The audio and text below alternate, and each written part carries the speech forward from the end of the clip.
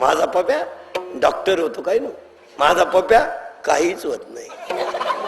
पप्या doctor नाही, पप्पाईला म्हणणं ध्यानात ठेवा, कोणत्याही आईनं आपल्या पप्प्याची गॅरंटी द्यायची नाही.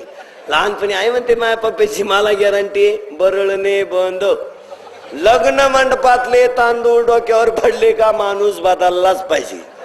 हातात तांदळाचा झटका आहे,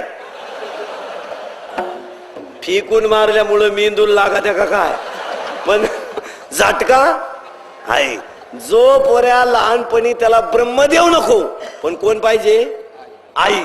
आणि आईला एकही वैभव नको, कोण पाहिजे? पोरगा. तोच पप्या फक्त पिवळा झाला, टोनगा हळदीतून वर आला, तो डायरेक्ट बायकोला म्हणतो तू आहे ना दुनिया आहे, तुझ्यासाठी काही करायची ताकद आहे, तर तू धोका देऊ नको, मी खात नाही कोणाला. तू म्हणली ना म्हातारा हाता घालून काढायचा, आपली तयारी. सगळे भाऊबंद फोडायची कवायत आहे, फक्त तू धोका देऊ नको बस. तुम है तो जान है, तुम नहीं तो दुनिया में मेरा कोई नहीं है. आणि तो धोका दिला ना आपल्याला गाडी खाली झोपल्याशिवाय पर्याय नाही, म्हणजे तू धोका देऊ. हा विनोद नाही, पप्या तोच. पप्यात बदल नाही, पण झटका तांदळाचा आहे भाऊ. कोणत्या हात पप्याचा दोष आहे का? त्या तांदळाचा झटका. अहो जगात तुम्हाला सांगतो, आपल्यावर प्रेम करणारी आई सारखी विभूती अजून दुसरी कोणी निर्माण केली नाही. हो वा वा वा. जगातल्या एका आईला सुद्धा असं वाटलं नाही माझ्या मुलाचं वाईट व्हावं. कोणती आई मुलगा जेवत असताना पुढेच बसणार वा? निम्म्या रात्री दरवाजा वाजवा, उठन कोण? आईच. आणि दरवाजा उघडल्याबरोबर जेवून घे, आईच म्हणते. आणि आई जर म्हणली जेवून घे, 50% पोट भरत आहे माझं. आई आहे भाऊ ती.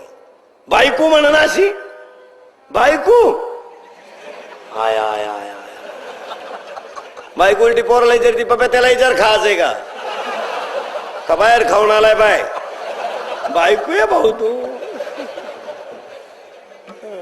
पण ती आई आहे. हा. आणि तांदळाचा झटका पा. पोरग पिवळं झालं म्हणजे कामावरून आलं, आईनं जेवायला वाढलं, आणि मुलगा जेवत असताना आई पुढे बसणार. तिला काय वाटतं? माझ्या मुलानं भरपूर खावं, पण झटका तांदळाचा. पप्प्यानं भाकरीचा तुकडा मोडला, कालवनात बुडवला, पातळ होतं. आता ज्याच्या त्याच्या परिस्थितीनुसार त्याचं काय एवढं. कोणी केली भाजी, लाल झाला. आई बोलली नाही काही. आईला वाटलं काही बोलावतं, ताटावरून उठेल, पाप तर आपल्याला लागल, पण ताटावरून उठण्यासारखं घोर पाप नाही. आणि हा उपाशी राहिला तर आपल्या आत्म्याला होणाऱ्या त्रासापेक्षा आईनं खाली पाहायला सुरुवात केली. पप्पा म्हणला नाही का भाजी आहे, ऑफिसला जावा, साहेबाचा ताण, घरी यावं, तुमचा ताण, खावा का नाही, राहावा का नाही, जगावं का नाही, तुम्हाला काय कमी होतं, काय काही कमी पडलं होतं. आईने डोळ्यात आलेले अश्रू आणि कंठात आलेला हुंडावळी डोक्यावरच्या पत्राने डोळे पुसले. आईने डोळ्यात आलेले अश्रू आणि कंठात आलेला हुंडावळी डोक्यावरच्या पत्राने डोळे पुसले. आईने खाली पाहायला सुरुवात केली. एक शब्द सुद्धा बोलली नाही.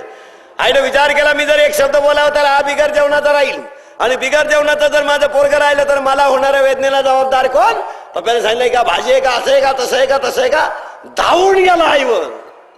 मग आईच्या मुखातून एक शब्द गेला, भाऊ ही भाजी मी केली नाही. मग कोणी केली? तुझ्या बायकोने केली. मग तुम्हाला चालायचं नवीन आहे, मसाल्याचा अंदाज नसल, वाढ. हा झटका तांदळाचा आहे भाऊ, हा विनोद नाही. माझं कीर्तन म्हणजे होईल त्रास, पण गुण हमखास. त्रास होईल ते खरं असल्यामुळे त्रास होत, कारण आपल्या लोक